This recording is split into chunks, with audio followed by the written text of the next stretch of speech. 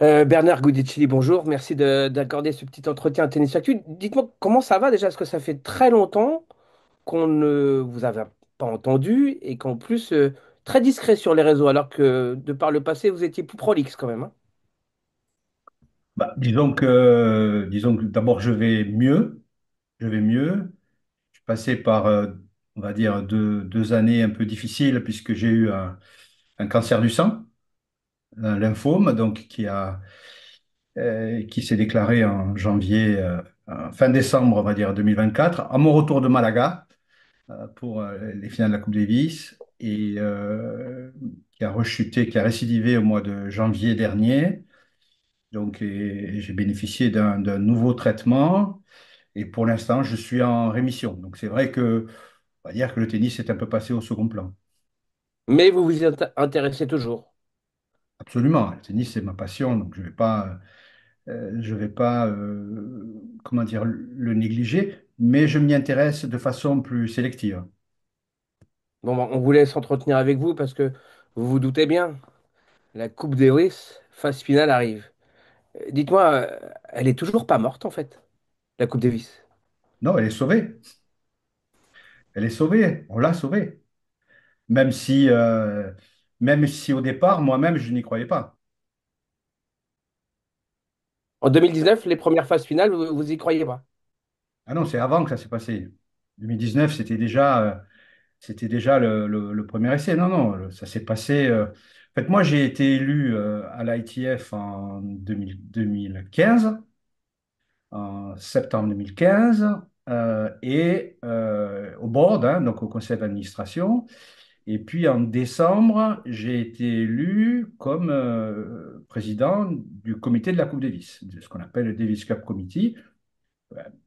Ma petite heure de gloire, parce que c'était la première fois qu'un Français présidait cette, cette instance.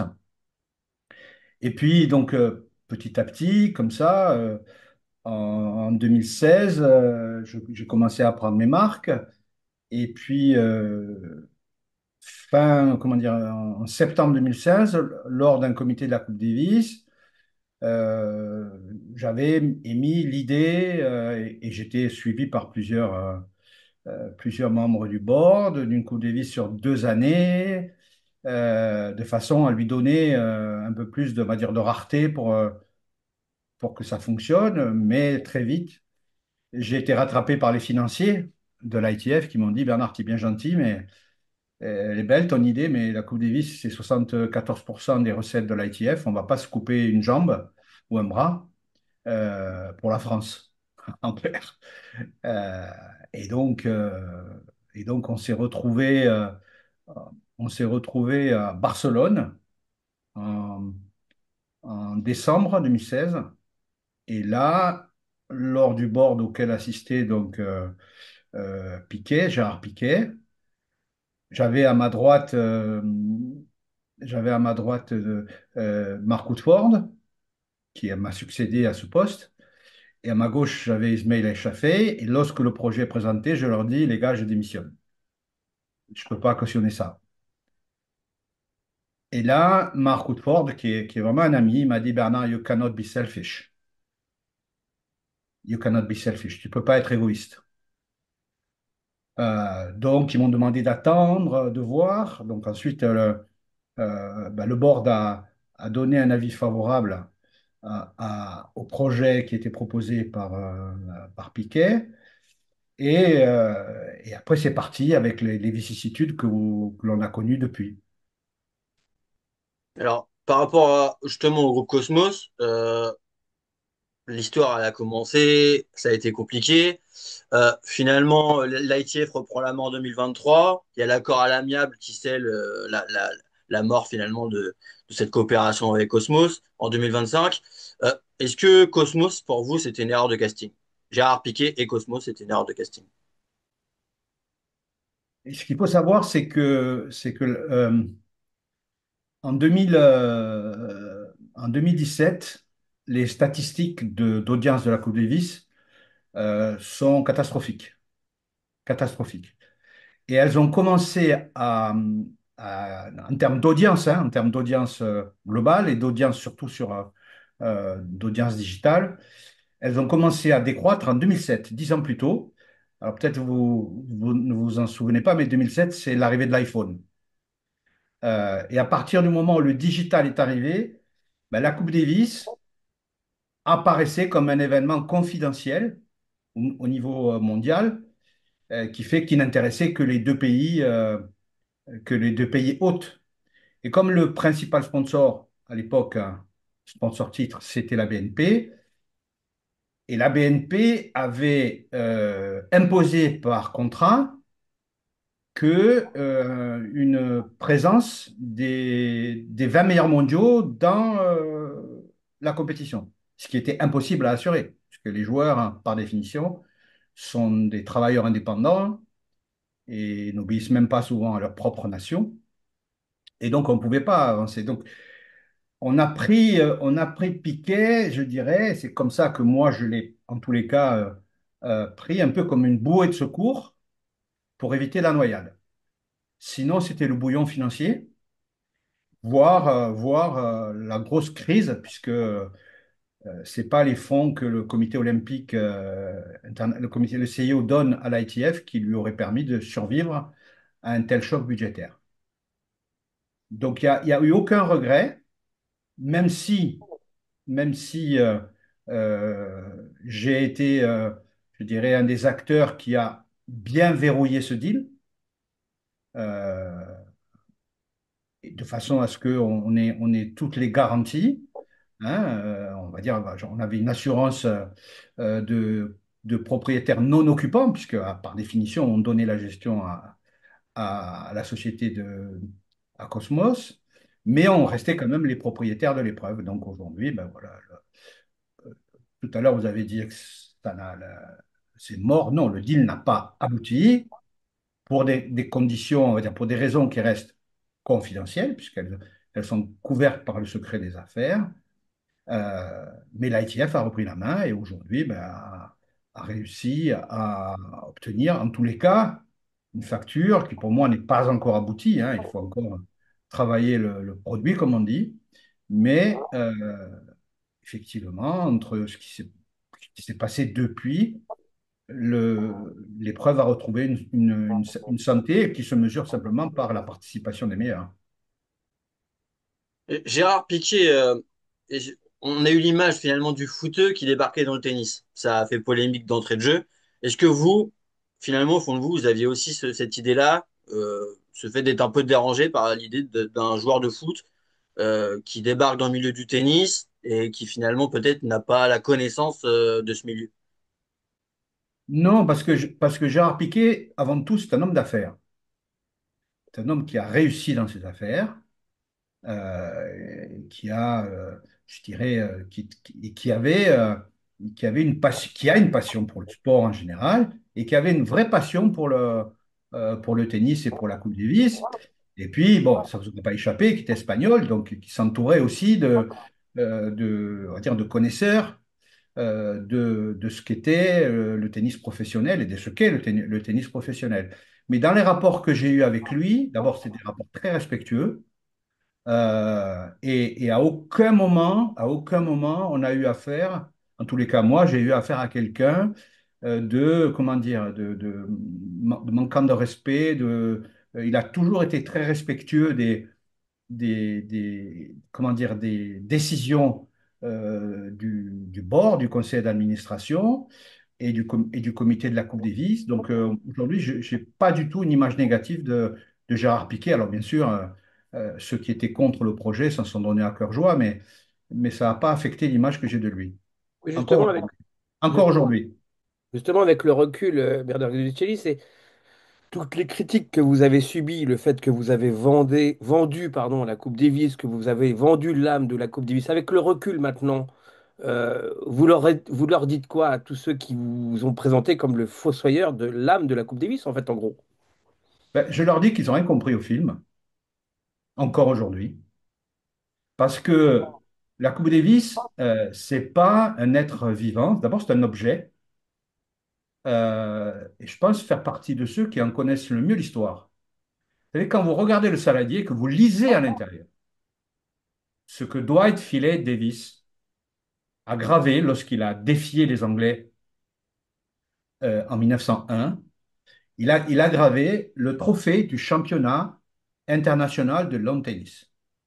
Donc la Coupe Davis, c'est un trophée qui récompense la meilleure nation du monde. Ça, c'est l'identité de la Coupe Davis. La Coupe Davis n'a pas une âme, c'est une identité. Et elle a connu dans son histoire plusieurs périodes qui ont fait, il suffit d'aller sur Google et taper Histoire de la Coupe Davis et vous aurez toutes les réponses, mais elle a connu plusieurs histoires qui ont amené à l'époque, en 1991, au moment de la création des Masters 1000, à aller vers le professionnalisme. Hein, c'est ce que Philippe Chatrier avait dit, l'argent a gagné le combat, et de créer donc le fameux groupe mondial, donc qui n'est pas si vieux que ça, qu'on a connu donc jusqu'en 2019 pour la nouvelle formule. Euh, la réalité, c'est que les Français ont eu du mal à accepter une chose, c'est que quand on est élu à l'ITF, on accepte et on signe les statuts. Et dans les statuts, il est écrit noir sur blanc qu'on n'est pas comptable de sa nation d'origine. Voilà. Quand on est élu à l'ITF, on est un dirigeant mondial et qui doit prendre en cause l'intérêt des nations. Et c'est pour ça que en 2018, lorsque l'Assemblée générale à Orlando a adopté le nouveau format de la Coupe Davis, elle n'a rien acheté, elle n'a rien vendu. Et personnellement, je n'ai rien acheté, n'ai rien vendu, puisque le projet a été voté par 74% de l'Assemblée générale de la Fédération internationale. Les trois quarts des nations, des 117 nations qui étaient présentes à Orlando, ont adopté le projet. Après, bien sûr, là-dessus s'est greffé la campagne électorale qui avait déjà démarré, l'ambition de Moreton et de ses amis, et bien sûr, cette image que les Français avaient de cette finale magnifique de Lille, du fait qu'on les privait de ces ambiances extraordinaires. Et, sauf que pendant ce temps, on ne pouvait pas être égoïste. Et voilà l'histoire. Vous parlez un petit peu des Français. Nicolas Mahut vient de tirer sa révérence. Il était fervent défenseur de l'ancien format. Il avait eu des mots durs à votre encontre. Vous aviez répondu sèchement en disant qu'il était bon pour la retraite. Julien Beneteau, Edouard Roger Vasselin, ils avaient suivi, ils l'avaient défendu. Est-ce que vous regrettez un peu, au moins la forme? Est-ce que vous regrettez ces passes d'armes un petit peu avec certains joueurs français? Ou finalement, vous assumez encore quelques années plus tard? Oh non, moi je l'assume parce que parce que c'est quand même pour le coup de grands égoïstes. Hein. Vous savez, euh, en 2018, je vais vous raconter une anecdote. Aujourd'hui, je vais vous raconter plein d'anecdotes. En 2018, quand on vote la réforme de la Coupe Davis, le président de la fédération belge vote contre. euh, et, euh, euh, et quand même assez, comment dire, est assez indicatif sur la réforme. Et puis, il a eu une communication avec David Goffin qui lui a dit, écoute, tu es bien gentil, mais moi, à Lille, j'ai ramené 2 points lorsqu'on perd contre la France et j'ai gagné 40 000 euros. Voilà. Et les joueurs français qui jouent à la maison, qui ont fait un double, ils ont gagné beaucoup plus. À combien? Beaucoup plus. Ça, je ne peux pas le dire. Et donc, bien sûr, quand on gagne, quand on est joueur professionnel, et qu'on gagne autant d'argent euh, par un format qui, par définition, n'est plus d'actualité, parce que le format, c'était 90% de la billetterie va à l'équipe qui reçoit. D'accord? Et dans le format de la Coupe Davis qui datait de 91, c'était la totalité des bénéfices, donc recettes moins dépenses va aux joueurs, au capitaine. Ça veut dire la fédération fait break-even, comme on dit, fait quitte, ne gagne rien ne gagnait rien sur une compétition de Coupe Davis. Ce n'était pas le cas des autres nations, puisque les autres nations gardaient les recettes parce que c'est leur seul revenu. Donc les joueurs français de l'époque étaient quand même de fichus, de fichus égoïstes. Et alors là où le summum, c'était quand ils prenaient, pour exemple, la Ryder Cup, même si elle a évolué aujourd'hui, ou à l'époque était jouée de façon tout à fait bénévole par les golfeurs européens et américains. Donc non, non, moi j'ai aucun regret. La seule chose, c'est que je savais que l'histoire allait me donner raison, et même si je suis très heureux de voir les Français qualifiés pour les finals, euh, un match France-Belgique, le match France-Belgique qui va avoir lieu au premier tour, en 2017, c'était déjà la finale, parce que les choses sportivement, en tous les cas, me donnent raison. Et pour vous, les critiques, vous voyez ça comme vraiment dans le prisme de l'argent. Pour vous, les joueurs, finalement, de camper sur des positions pour des raisons plutôt financières que sportives. Non, je ne serais pas aussi radical que ça. Je pense que les joueurs, comme les dirigeants, on adorait ces ambiances. Bien sûr. Moi, j'ai pas. D'abord, je suis devenu dirigeant après la finale de Lyon, la soirée avec Yannick à la rue Mercière. Voilà, il y a des, il y a des, comment dire, il y a des histoires extraordinaires qu'on a vécues dans ces rencontres en France, à l'étranger. Enfin, moi, je me souviens toujours de cette rencontre en Autriche et Jérémy Chardy qui revient de nulle part et qui sauve la rencontre. On le sait que cette compétition, elle était extraordinaire. Mais les joueurs n'en voulaient plus. Les joueurs mondiaux n'en voulaient plus. Le, la réunion, la réunion du comité des joueurs à l'US Open en 2016, ben, les joueurs ont dit, et mais l'ont même écrit à l'époque à Dave Averty, non, non, on veut plus, on veut jouer sur une semaine ou sur 15 jours avec toutes les nations présentes, etc. C'est les joueurs qui ont mis la Coupe Davis, la réforme de la Coupe Davis sur les rails. Et simplement, à l'époque, comme Gilles Simon du, faisait partie du conseil des joueurs, je l'avais appelé, je lui ai dit, Gilles, il me dit, Bernard, je ne peux rien te dire.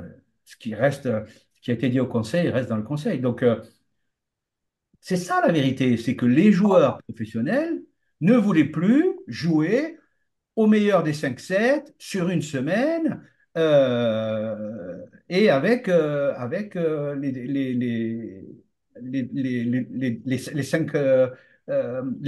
cinq parties. Donc la réalité, c'est celle-là. Après, bien sûr, tout ça, ça a été monté en épingle et avec, je dirais, la conjonction intéressante des opposants à la Fédération française qui ont convoqué une assemblée générale. Il faut se rappeler qu'il y a eu une assemblée générale extraordinaire convoquée par les opposants, comme les statuts le permettent. Et à l'époque, la majorité de l'Assemblée générale, en tous les cas 68%, a voté pour le maintien du format. Mais il y a eu la conjonction entre les Australiens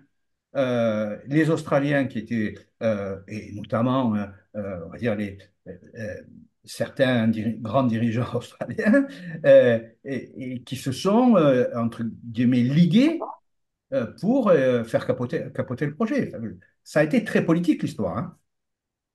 Mais non, non, il ne peut pas y avoir de regret à partir du moment où vous savez que si vous ne prenez pas cette voie-là, il n'y avait pas d'alternative. Si vous ne prenez pas cette voie-là, eh bien, alors, ce n'est pas la mort brutale, mais c'était la mort lente assurée avec la perte des sponsors, le manque de recettes, la perte d'audience et une compétition qui aurait finalement disparu. 7 ans après France-Espagne à Lille, quel regard vous portez sur ce week-end-là? On rappelle que Le clan français, les joueurs avaient émis pas mal de critiques envers le nouveau format qui arrivait dans la foulée. Les supporters français s'étaient habillés en noir, on va dire, en réponse au changement annoncé. Est-ce que pour vous, 7 ans après, c'est encore un week-end douloureux, quelque chose qui vous a marqué, ou à l'inverse, est-ce que c'est digéré finalement? C'est-à-dire que c'est digéré quand même, 7 ans après, à mon âge, euh, on arrive à passer le cap. Sur ce moment-là, ça a été douloureux, oui. Oui, oui, ça a été douloureux.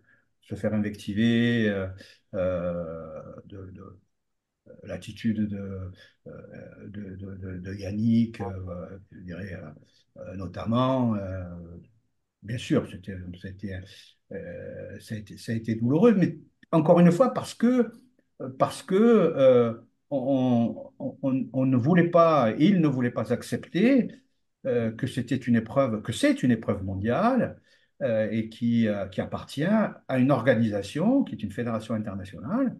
Et cette fédération internationale, elle a besoin de recettes. Imaginez si demain, la Fédération française de tennis n'organise pas Roland-Garros ou plus Roland-Garros.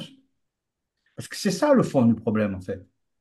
Je vais vous donner un chiffre pour bien illustrer quel est le problème. Vous savez que le Comité international olympique, à l'issue de chaque Olympiade d'été, attribue aux fédérations des sports olympiques d'été, attribue un financement, une subvention pour la durée de l'Olympiade. Et chaque fédération utilise ces fonds pour aider les nations qui en font partie. Le montant que le CIO donne à l'ITF pour le monde entier et pour 4 ans, à quelques millions près, est équivalent à ce que la Fédération française donne chaque année aux ligues et aux comités départementaux. Quand en 2020, je rencontre, on est à Bercy, euh, on est à Bercy, Bercy confiné, et que j'ai un échange avec Raphaël Nadal. D'accord? Je le revois encore comme ça, appuyé sur la poutre du bureau, me dire, Bernard, les grands chelems sont égoïstes. Les grands chelems sont égoïstes. C'est ça la réalité que les Français ne veulent pas admettre. Et il y a un vrai danger. Je ne sais pas si vous avez lu cette interview de Dominique Thiem qui dit qu'entre 10 ans et l'entrée dans le top 100, il faut 1 million de dollars pour, lui, il dit pas former, il prouve qu'il est très intelligent, il dit pour développer un joueur, pour assurer son développement. Mais si vous n'êtes pas dans une fédération, et d'ailleurs, la stat, elle est préoccupante. Je crois que c'est 25 ou 28 nations qui sont présentes, représentées par leurs meilleurs joueurs dans les 100 premiers mondiaux. Et, je veux dire, c'est ça le sujet. Quand j'étais président, on avait créé le trophée Châtrier qui récompensait les fédérations internationales pour les résultats de leurs juniors. Ça a eu et beaucoup de joueurs et de joueuses ont été, enfin, leurs fédérations ont été récompensées grâce à elles quand elles étaient juniors. Iga Swiatek, par exemple. Quand la Pologne a touché 100 000 euros, c'était énorme pour eux. Avec les 100 000 euros, ils lui ont payé un kiné pour la saison suivante. On voit où Iga est arrivé depuis. Première chose qu'ont fait les dirigeants actuels quand ils sont arrivés, ils ont aiguillé l'épreuve. OK? C'était les Français d'abord, les autres, on verra après. Mais quand on est un tournoi du Grand Chelem, on bénéficie des résultats des autres nations. Et c'est ça aujourd'hui qui, à mon avis, est le véritable symptôme, en tous les cas, du mal du tennis mondial, c'est que les nations qui peuvent assurer le renouvellement des joueurs par leur risque, elles sont en train de diminuer considérablement. Aujourd'hui, le final 8, comme on dit, le final 8 à Bologne. Vous avez dit que la Coupe Davis, le produit est encore en construction. Est-ce qu'on a enfin trouvé la bonne formule? Il y a eu, il y a eu en tous les cas la réforme positive de réintroduire le Home and Away sur la semaine de septembre. Bon, ça, je pense que ça a permis de créer, en quelque sorte, de maintenir le lien. Lorsqu'on a fait la réforme, je me souviens, du président argentin qui était membre du comité et qui m'avait dit, et qui avait dit, moi je soutiens la réforme, mais au moins une fois, il faut qu'on puisse jouer à la maison.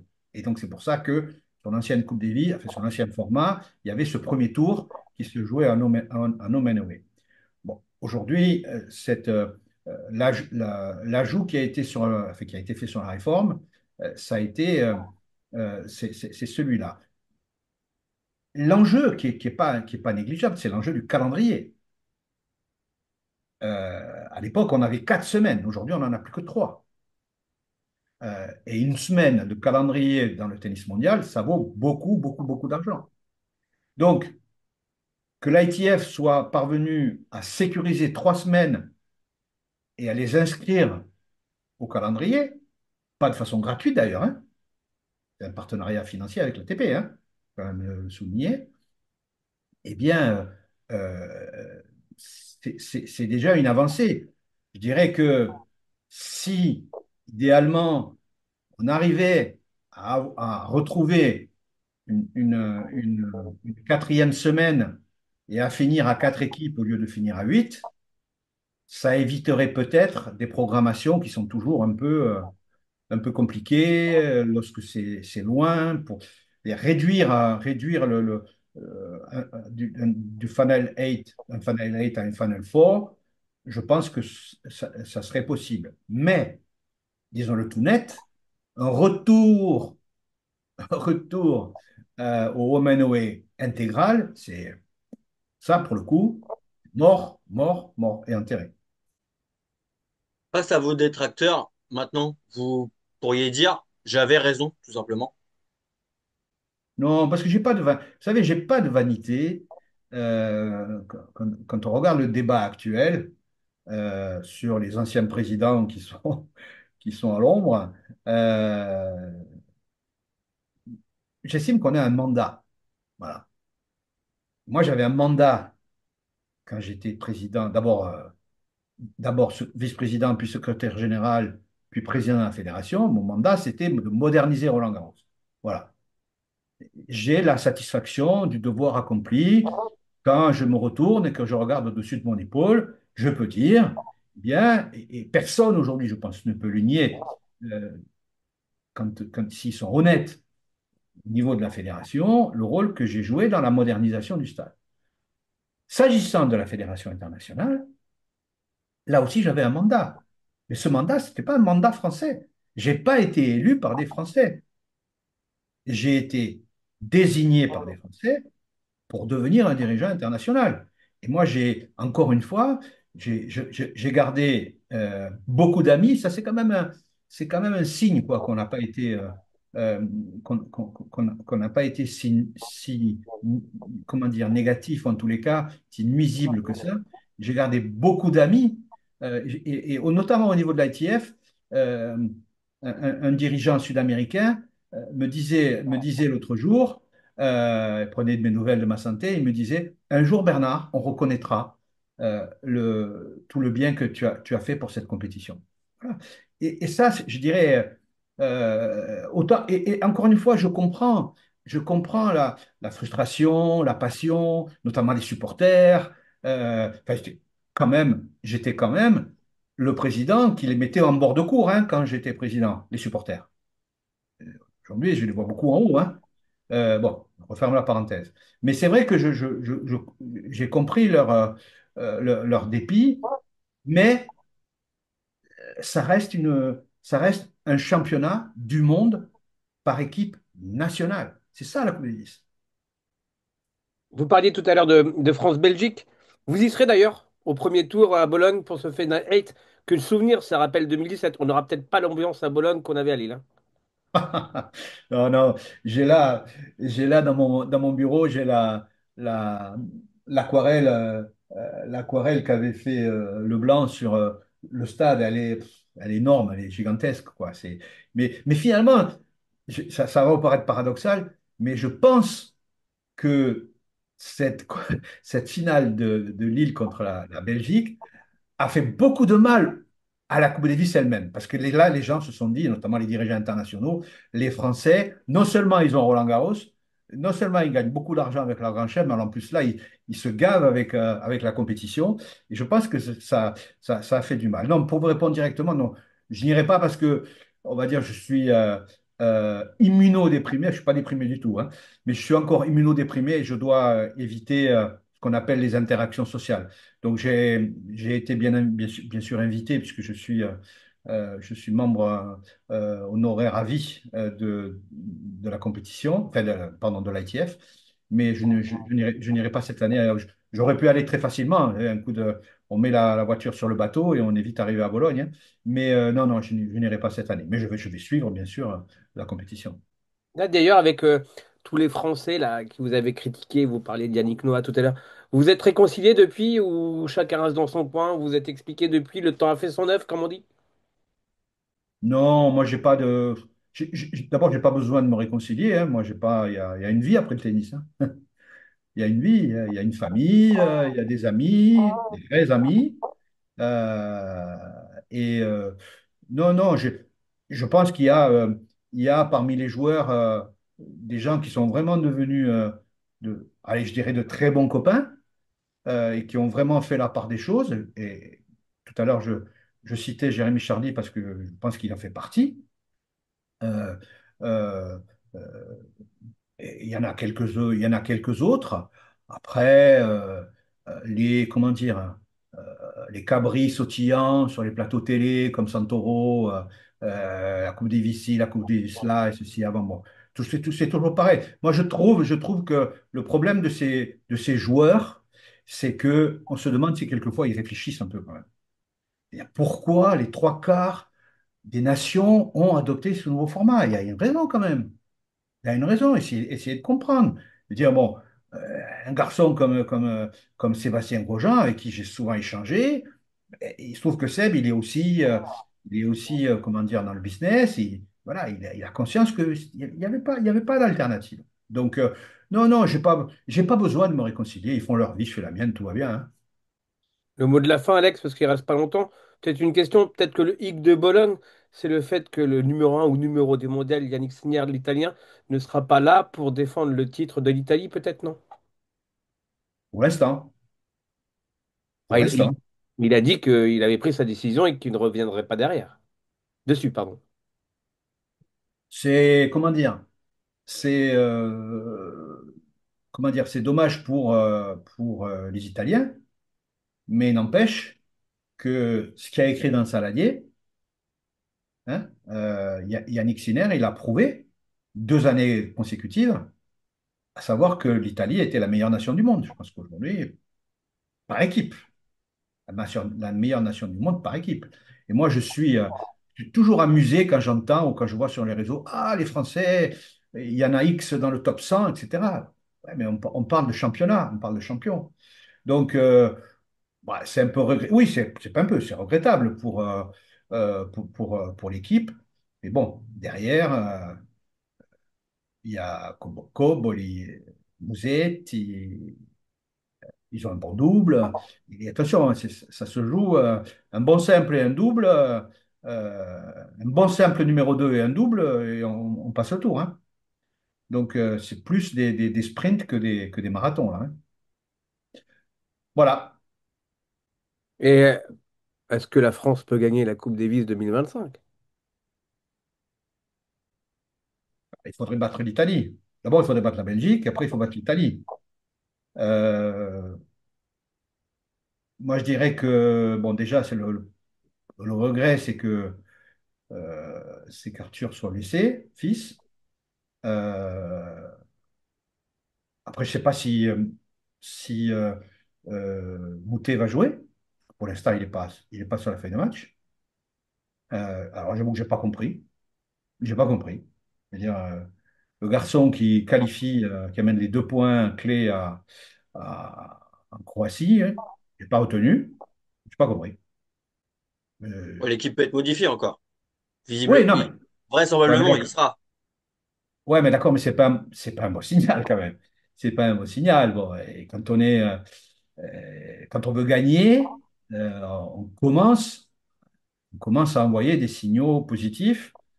Euh, et là-dessus, moi, ce sur quoi je m'interroge, c'est le rôle du président. Parce que moi, je suis président, un capitaine vient me dit voilà, voilà, il faut quand même savoir que dans les statuts, non, ouais, c'est le DTN qui propose. Le DTN, on ne sait pas où il est, hein. Il invite les rugbyman à Nanterre. Bon, donc, bon, ça, c'est autre chose. Euh, je fais encore un copain. Mais, euh, mais, mais ne pas sélectionner Moutet d'entrée pour envoyer le signal, je comprends pas, hein. Voilà. Mais on verra. Est-ce qu'ils peuvent la gagner? Ça va être compliqué. Bon, ben, un grand merci, Bernard Gutilly, pour cet entretien. On a jugé bon de vous avoir en Zoom parce que c'est la Coupe Davis et cette finale 8 de cette année. Et puis, en vous souhaitant une bonne continuation et une bonne santé surtout. C'est très gentil. Merci à vous. Et puis bonne continuation. Et on reste en contact sur les réseaux.